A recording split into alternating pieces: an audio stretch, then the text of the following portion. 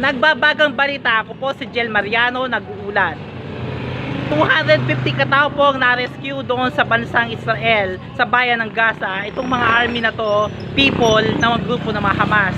Pinalaya po ang mga sibilyan doon sapagkat nagpapakita na talunan na po ang grupo ng mga Hamas.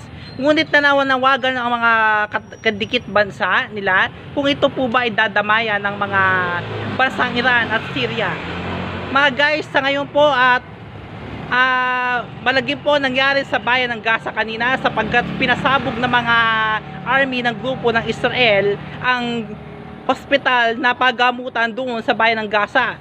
Kaya po nanawagan ang Prime Minister na si Benjamin Netanyahu kung ito po ba ay sinadya ng mga army Israel. Sa ngayon wala pa po tayong ulat guys sa US President Joe Biden kung itutuloy pa po ang suporta hingil sa angkop na pangako ng ating US President doon sa Israel. Guys, ito pa lang po ang ulat ngayon, breaking news update. Ako po si Jel Mariano, nag-uulat. Magandang gabi po sa inyong lahat.